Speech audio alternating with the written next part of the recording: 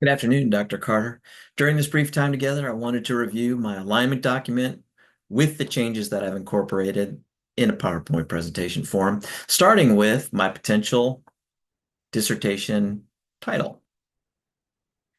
But before we can go into too much depth, we certainly have to identify the broad topic which was uncovered from the literature, and that is that there's a lack of understanding about training effectiveness and measurable outcomes to an organization, especially those that hold leadership training events, which leads to the purpose statement. And the purpose of this quantitative predictive correlational study is to examine if and to what extent the individual learning transfer core elements, motivation, environment, ability, and secondary influences, as developed and deployed by the pharmaceutical organization training department, predict pharmaceutical field representatives' organizational citizenship behavior following participation in a leadership training event in the pharmaceutical industry in the United States.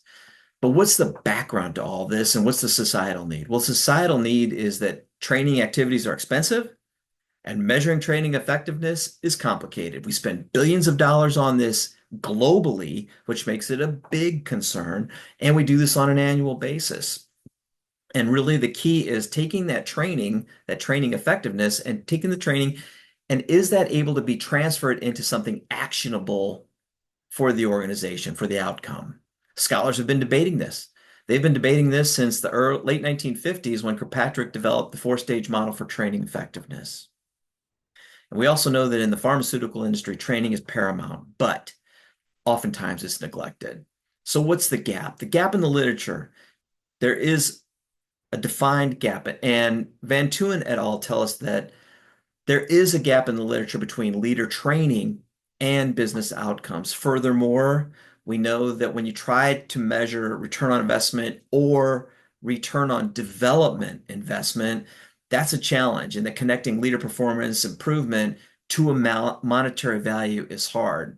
But what we also find out recently is that OCB can impact performance through the leader. And although the authors pointed out that the additional research is needed on OCB, leadership, and performance to close that gap in understanding on this topic. And in sum, that's what my proposed research seeks to do, is to connect training, leaders, and OCB. And in fact, that has been done in other industries like the nursing industry, where research has established a connection between leadership and OCB. And in fact, leadership can influence an organization's learning culture, which can improve OCB in the nursing community.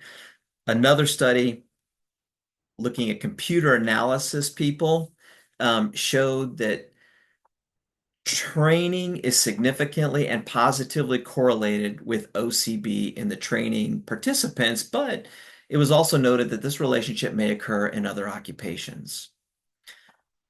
To sum up the gap, Martin tells us that because there's potential work-related outcomes and the significant cost of leadership training, it's crucial for researchers to continue to understand the impact and effectiveness of leadership development training. And specifically, Day tells us that researchers need to rethink how to measure a return on investment or discontinue associating a monetary value with leader development. And I think we can get there using a model and a theory. The model is the Human Resource Development Evaluation and Research Model by Elwood Holton in 1996. And Holton hypothesized that there are four main components that affect learning transfer, that ability to go to a training and put that into work form. And those are secondary elements like learner readiness, ability, motivation, and environmental concerns. And then the theory would be organizational citizenship behavior, which are extra role behaviors that was hypothesized by Oregon in 1983 and further modified by Potskoff in 1990 into five components, which, when summed together, give an individual's total OCB. Those components are altruism, conscientiousness, sportsmanship, courtesy, and civic virtue. They're outlined here in this box grid so that you can see the core element definition and components for HRD. And again, for organizational citizenship behavior, you have altruism, conscientiousness, sportsmanship, courtesy, and civic virtue, along with their definitions. Some themes have emerged, starting with the sample, and that is the pharmaceutical industry doesn't do a great job of training, and sometimes it's neglected. Failure to train can lead to potential problems with regulators, and that leaders play a significant part in the pharmaceutical industry in inspiring motivation. When we're looking at the variables, motivation from learning transfer is the ability for someone or their willingness to make that connection between what they learned in a work environment. The environment is understanding what leaders working in their needs, their operating environment, and training can be tailored to help them get the most out of it through their operating environment. Ability is the person's ability, trainee's ability to take what they know and transfer that into workplace outcomes, and leaders are essential in developing some of those skills to help them do that. And then leader readiness also makes change, can also help make changes for impact and for results. With organizational citizenship behavior, we know that that produces various outcomes like job satisfaction, team performance, and reduced turnover. But what's the connection between learning transfer and the learning process and OCB?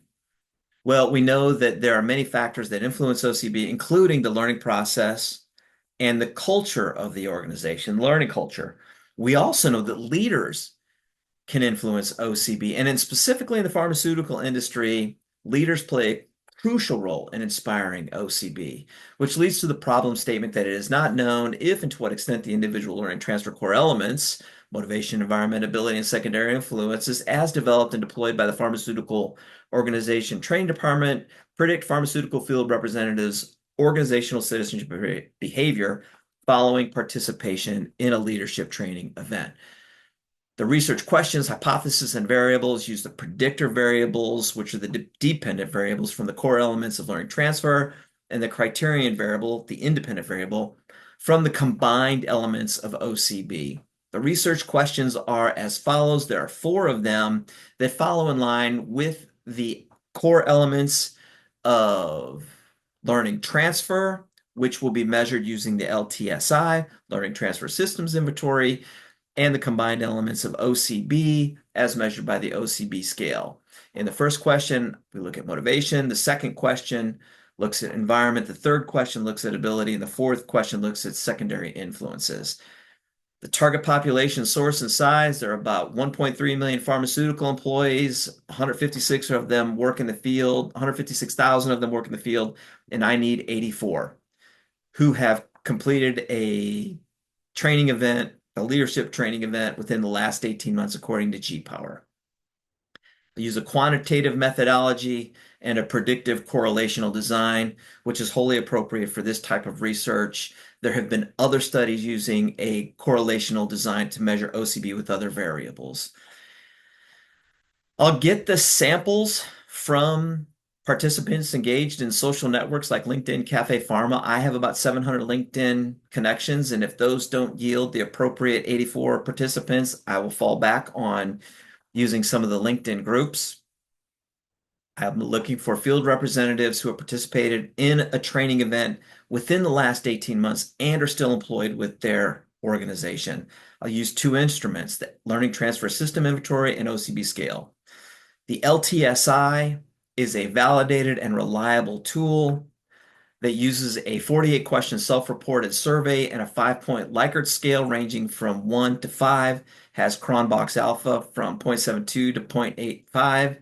The OCB scale is a 24-item self-reported scale that uses a 7-point Likert scale and has Cronbach's alpha for all of its components exceeding 0.70. There are a few things left to be completed, and my data analysis will include correlational analysis using a Pearson's correlation and multiple linear regressions using the independent and dependent variables to measure my data.